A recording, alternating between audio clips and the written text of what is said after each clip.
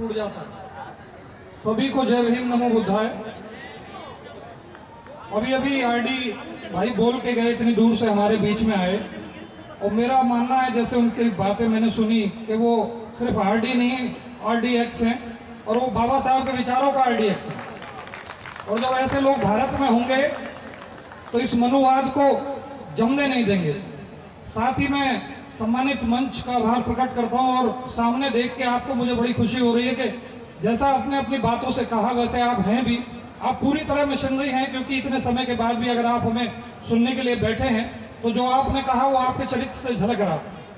साथियों, मैं जब भी अप्रैल का महीना आता है, पिछले 10 साल से लगातार आपके बीच में रहता हूं, और हर बार सोचता हूं कुछ नया आप लोगों को बताऊं जो मैंने पढ़ा है।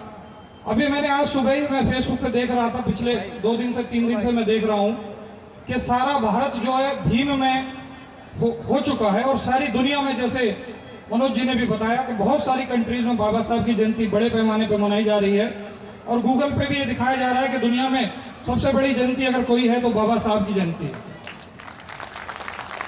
जब मैं फेसबुक देख रहा था मनोज जी, तो मैंने देखा एक जस्टिस रविंदर जी हैं, यादव हैं, वो कहीं प्रोग्राम में बोल रहे थे, और उन्होंने बड़ी अच्छी बात कही, मुझे अंदर तक लगी, और मुझे लगा जब मुझे मौका मिलेगा तो मैं ये बात मंच पर रखूंगा।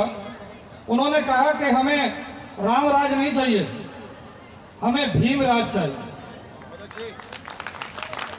देखिए, राम राज क्या है? वो वर्ण व्यवस्था पर टिका हुआ है, उसमें शंभूक को तपस्या नहीं करनी दी जाती, लेकिन जो भीम राज है वो समानता, स्वतंत्रता और न्याय पर टिका है। तो दोनों विचारधाराओं में ये अंतर है। मैं धन्यवाद करना चाहता हूं इस मंच के माध्यम से तेलंगाना के मुख्यमंत्री केसीआर का। उन्होंने वो काम किया, मैंने कल उनको चिट्ठी भी लिखी, राजवीर के माध्यम से मेल भी की, रजिस्टर्ड पोस्ट से भी भेजी। उन्होंने वो काम किया जो 70 सालों में ना कांग्रेस ने किया ना बीजेपी ने किया। हमारे प्रधानमंत्री जी ने कुछ साल पूर्व गुजरात में एक प्रतिमा लगवाई, भारत की सबसे बड़ी प्रतिमा, हमारे पहले गृह मंत्री की लगाई, वो भी महान व्यक्ति थे। लेकिन जो केसीआर ने कल किया है, बाबा साहब की 125 फुट की मूर्ति कांसे की लगवाई है, और साथ ही मूर्ति नहीं लगवाई, वो संसद भवन के ऊपर लगाई है। संसद भवन की प्रतिमा उन्होंने नीचे मॉड्यूल बनाया, ऊपर बाबा साहब को लगाया। तो मुझे लगता है कि भारत के प्रधानमंत्री को यह अफसोस जरूर होगा कि उन्होंने सरदार पटेल की मूर्ति तो बनाई, लेकिन बाबा साहब की मूर्ति नहीं बनाई।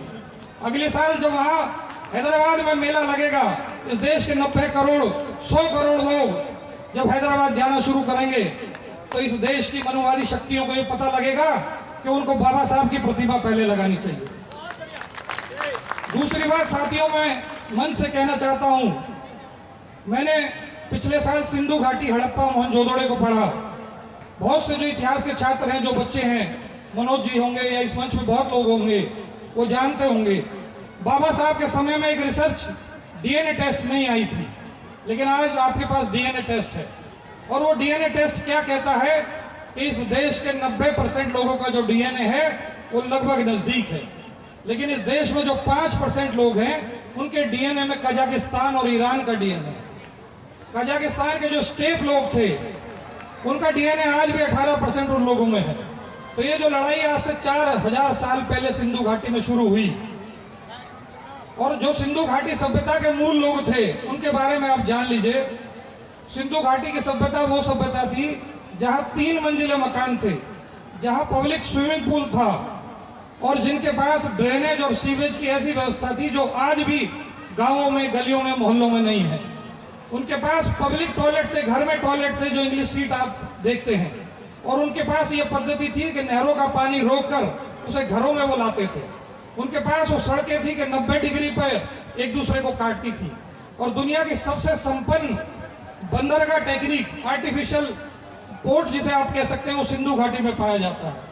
मैं सारी बातें आपको इसलिए बता रहा हूं कि जो सिंधु घाटी की सभ्यता थी वो आप लोगों की सभ्यता थी।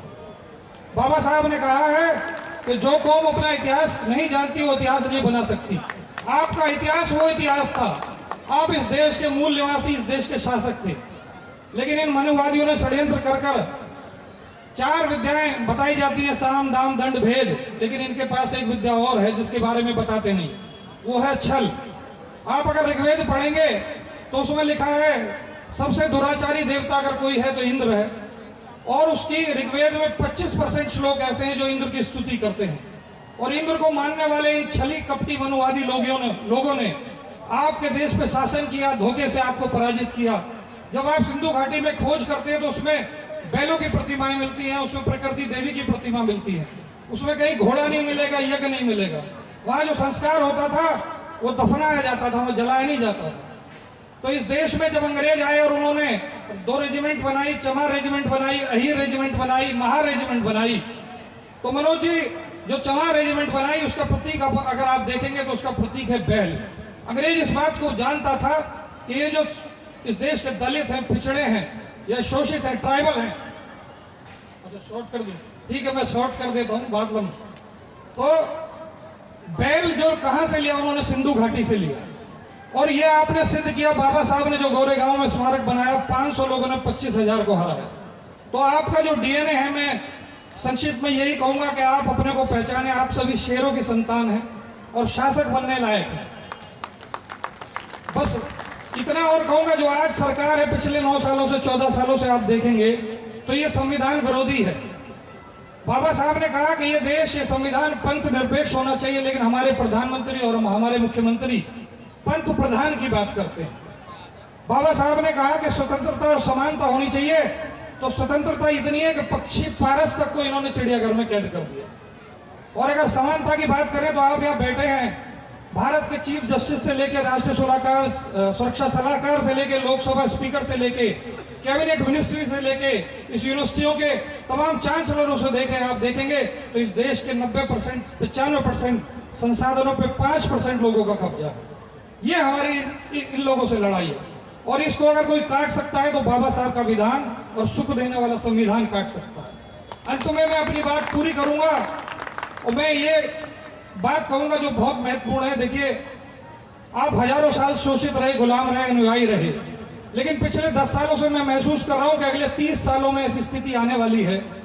या महमूद जी हैं, प्रजापति जी हैं, मैं हूं अपने समाज का, और हमको लग रहा है कि यह समाज अगले 30 सालों में भारत को लीड करेगा। और आपके साथ हर वो व्यक्ति जुड़ेगा जिसको लोकसभा में, राज्यसभा में जाना है, और जिसको भी ब्राह्मणवाद से लड़ना है, वो मनुवाद को काटना है, उसे बाबा साहब की विचारधारा को अपनाना पड़ेगा। मैं ज्यादा ना कहते हुए पुनः आपको साधुवाद देता हूं, आपको धन्यवाद देता हूं। जय भीम, जय भारत।